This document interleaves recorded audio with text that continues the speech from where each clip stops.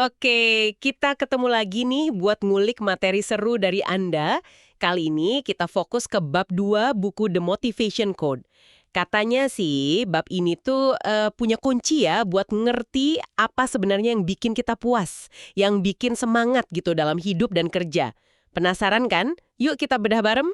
Bener banget. Bab ini tuh kayak nawarin semacam peta gitulah. Peta buat memahami dorongan unik di balik tindakan kita. Jadi bukan sekedar label biasa, tapi menurut penulisnya nih, ini bisa jadi kunci buat ngebuka potensi. Ya potensi terpendam dan kepuasan yang lebih dalam lagi. Sip. Jadi bab 2 ini ngenalin kerangka kode motivasi ya. Intinya ada 27 tema motivasi yang beda-beda. Terus dikelompokin lagi ke dalam beberapa keluarga motivasi. Kayak contohnya visionary atau achiever gitu. Anggap aja ini kayak DNA motivasi kita lah ya. Nah, tapi ada poin penting nih dari buku ini. Pengelompokan keluarga itu sebenarnya cuma nunjukin kemiripan aja.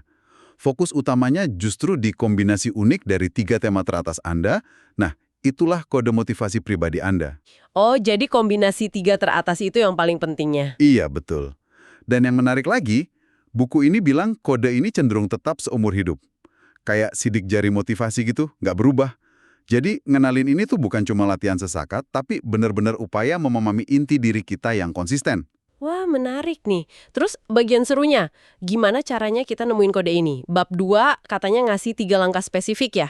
Nah, langkah pertama, Anda diminta buat mengidentifikasi cerita pencapaian Anda. Cerita pencapaian, maksudnya gimana tuh? Jadi, ini bukan sembarang cerita sukses loh ya, tapi momen pas Anda ngerasa berhasil mencapai sesuatu yang sangat berarti.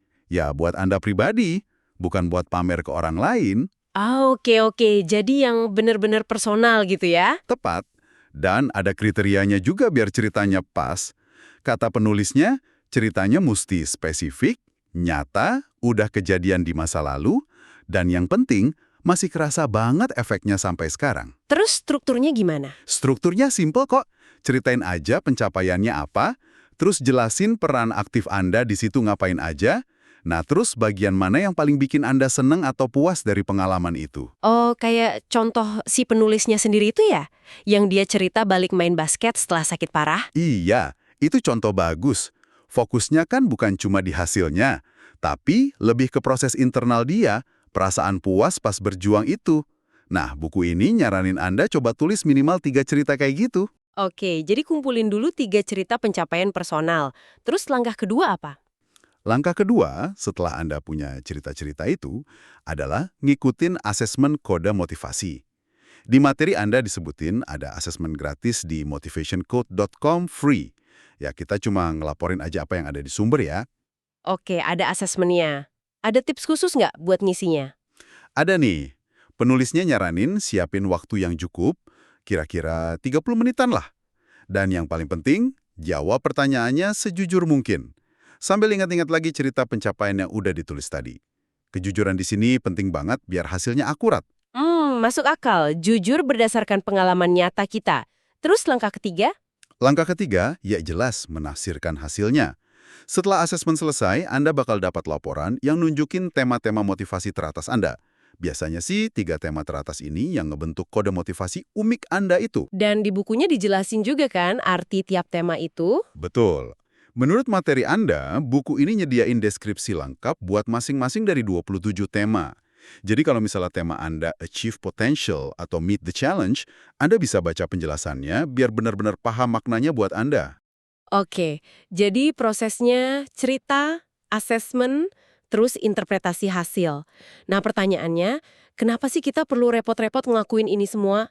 Apa gunanya tahu kode motivasi kita? Nah, itu dia. Menurut penulisnya, dengan paham kode ini, kita bisa dapat pemahaman yang lebih dalam tentang kenapa kita ngelakuin apa yang kita lakuin. Efeknya bisa lumayan gede loh, bisa ningkatin keterlibatan kerja, produktivitas, bahkan katanya kualitas hubungan juga. Wah, menarik ya. Dan satu lagi yang ditekankan, nggak ada tema yang baik atau buruk. Semua tema itu anugerah. Intinya cuma ngenalin dari mana sih sumber energi alami kita berasal. Jadi bab 2 ini sebenarnya kayak gerbang masuk aja ya. Kita nemuin kode kita lewat 3 langkah tadi. Terus bab-bab selanjutnya di buku itu kayaknya bakal ngebahas lebih dalam lagi ya soal tema-tema dan keluarga motivasi ini. Ya, persis. Bab-bab berikutnya akan bantu kita buat lebih memahami dan menerapkan kode ini dalam kehidupan sehari-hari. Oke, jadi ringkasnya nih dari pembahasan kita soal bab 2 ini, ada metode yang jelas ya, gali cerita pencapaian, ikut asesmen, interpretasi hasil. Tujuannya buat nemuin kode motivasi unik kita. Betul. Ini langsung bikin kita mikir ya, setelah tahu caranya dari bab ini, kira-kira nih, cerita pencapaian mana yang langsung kepikiran sama Anda sekarang? Iya juga ya, cerita yang benar-benar gue banget gitu ya.